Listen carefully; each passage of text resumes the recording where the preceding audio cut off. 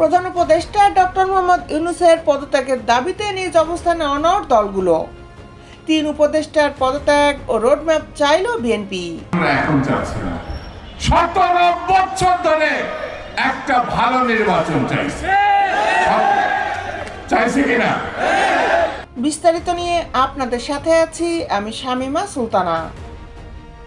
প্রধান উপদেষ্টা ডক্টর মোহাম্মদ ইউনূসের সঙ্গে বৈঠক করেছে 3 রাজনৈতিক দল, বিএনপি, জামাত ও এনসিপি। অস্থিরতা নিরসনের লক্ষ্য থাকলেও শেষ পর্যন্ত 3 দলই রয়েছে আগের অবস্থানে।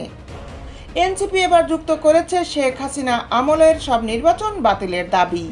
শান্তিপূর্ণ ক্ষমতা হস্তান্তর অর্থাৎ নির্বাচনের দিকে বাংলাদেশ যাবে। সরকারের পদত্যাগের আলোচনায় উদ্বেগ, উৎকণ্ঠা এবং গুঞ্জনের মধ্যে প্রধান উপদেষ্টা ডক্টর মোহাম্মদ ইউনূসের সঙ্গে বৈঠক করেছে বিএনপি। গতকাল শনিবার যমুনায় অনুষ্ঠিত বৈঠকে দলটি ডিসেম্বরের মধ্যে নির্বাচন আয়োজনের রোডম্যাপ ঘোষণা এবং 2 ছাত্র উপদেষ্টা ও জাতীয় নিরাপত্তা উপদেষ্টার পদত্যাগের দাবি জানায়।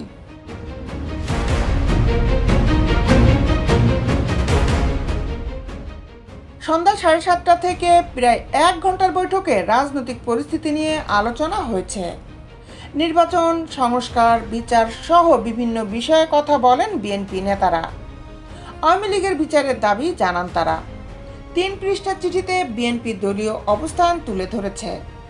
আদালতের রায়ে ঢাকা দক্ষিণ সিটি কর্পোরেশনের মেয়র পদ পাওয়া ইশরাক হোসেনের শপথ গ্রহণের বিষয়ে সরকার ব্যবস্থা নেবে বলে এতে আশা প্রকাশ করা হয়। শপথ না দিয়ে স্থানীয় সরকার উপদেষ্টা আসিফ মাহমুদ সজীব ভুঁইয়া পক্ষপাতদৃষ্ট আচরণ করে সরকারের ভাবমূর্তি ক্ষুণ্ণ করছেন বলে অভিযোগ করেছে বিএনপি। আজকে যারা ক্ষমতায় আছেন তারা বলছে এত তাড়াতাড়ি কেন, এত তাড়াতাড়ি কেন, আরে আপনার কাজটা কি? বৈঠকে প্রধান উপদেষ্টার পাশেই ছিলেন আসিফ মাহমুদ।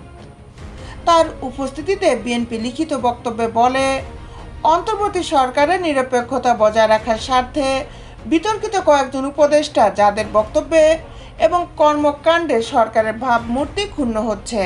বিএনপির ওই চিঠিতে আরও বলা হয়েছে, ফ্যাসিবাদ বিরোধী জাতীয় ঐক্যে ফাটল ধরতে শুরু করেছে, অথচ আগামীর বাংলাদেশের মূল চালিকা শক্তি ঐক্য। সরকারের কিছু কাজে নিরপেক্ষতা নিয়ে সংশয় তৈরি হয়েছে। মানবিক করিডর এবং চট্টগ্রাম বন্দর নিয়ে সরকারের কর্মকাণ্ডে জাতীয় স্বার্থে রক্ষিত হচ্ছে কিনা তা বিবেচনায় নেওয়া দরকার। জাতীয় গুরুত্বপূর্ণ ও দীর্ঘমেয়াদী নীতি নির্ধারণী সিদ্ধান্ত নেওয়ার এখতিয়ার অস্থায়ী সরকারের আছে বলে জনগণ মনে করে না। ইউনূস সাহেব, আপনাকে আমি পছন্দ করি। আপনি বিচক্ষণ ব্যক্তি, আপনি দেশের সফল, বিদেশের সফল। জাতীয় নাগরিক পার্টির প্রতি ইঙ্গিত করে বিএনপির চিঠিতে বলা হয়েছে যে উপদেষ্টারা নতুন রাজনৈতিক দলের সঙ্গে জড়িত বলে সবাই জানে ও বুঝে। তারা সরকারের নির্দলীয় নিরপেক্ষ পরিচয়কে প্রশ্নবিদ্ধ করে চলেছেন। রাজনৈতিক দলগুলোর ঐক্যমতের ভিত্তিতে সংস্কার সনদ তৈরির প্রক্রিয়ার মধ্যে স্থানীয় সরকার নির্বাচনের দাবি, এনসিপি নির্বাচন কমিশন ঘেরাও কর্মসূচিকে বিএনপি ও সরকারের জন্য বিব্রতকর বলে চিঠিতে উল্লেখ করা হয়েছে।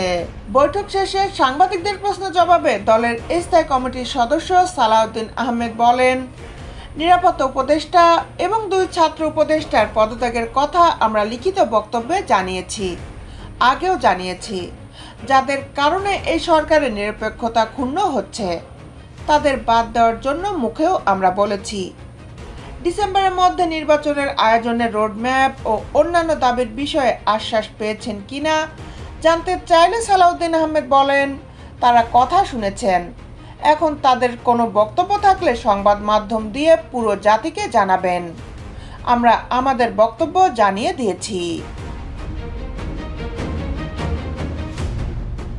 দেশ বিদেশের আপডেট নিউজ পেতে আমাদের সাথেই থাকুন।